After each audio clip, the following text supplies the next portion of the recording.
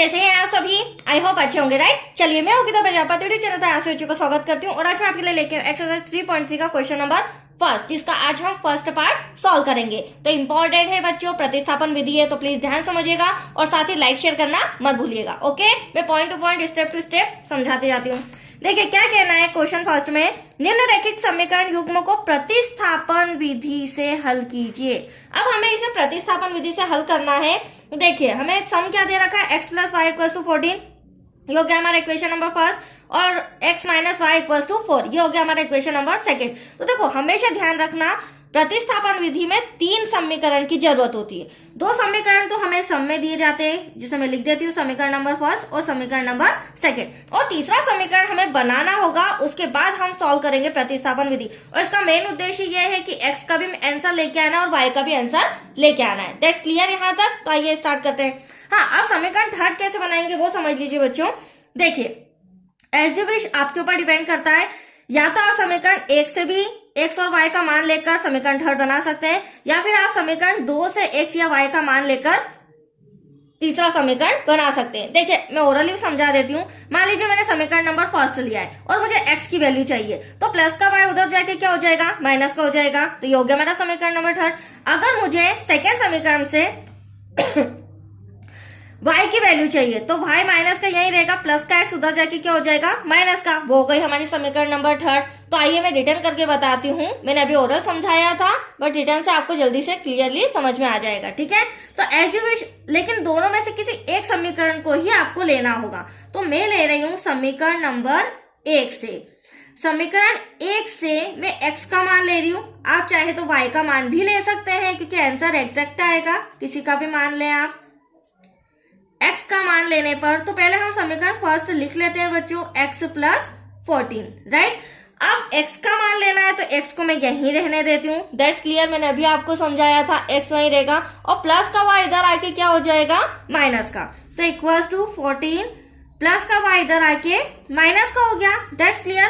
तो ये आया मेरा समीकरण नंबर थर्ड, जिससे मेरी x की वैल्यू भी आ चुकी है। Any doubt?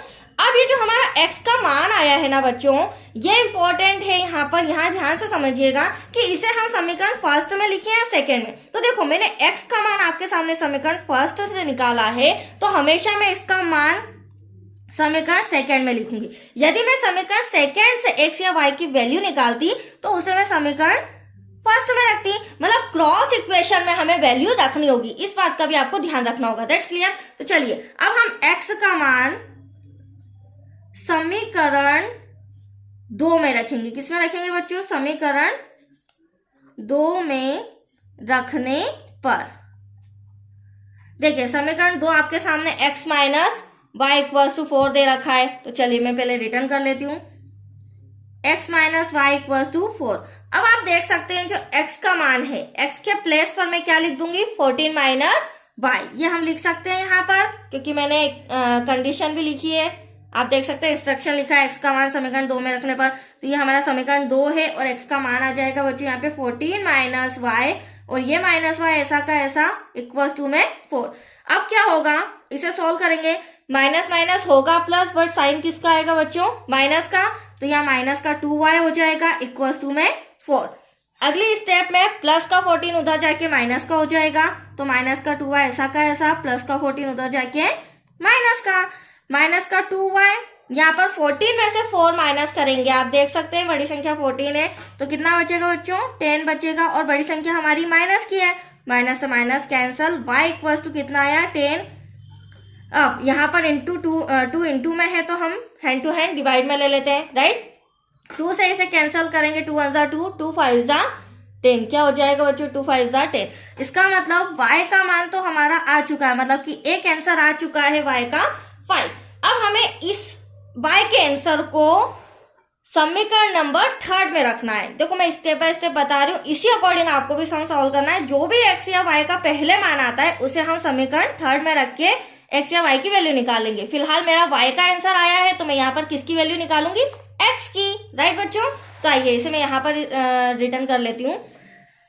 y का मान समीकरण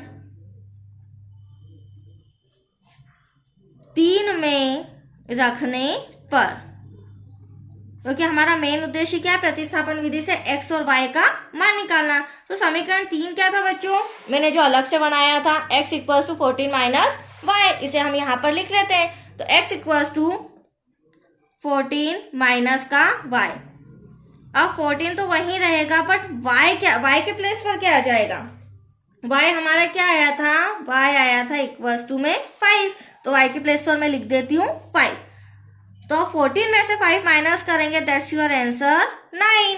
तो आया आपको समझ में, x बराबर भी हमारा 9 आया है, मतलब x का मान 9 और y का मान 5, दैट्स योर आंसर। तो ये थी प्रतिस्थापन विधि जो कि कंप्लीट हो चुकी है। बहुत ही इजी लैंग्वेज में मैंने आपको समझाया था, स्टेप बाय स्टेप। ओके बच्चों, तो आज के लिए इतना ही। Thank you.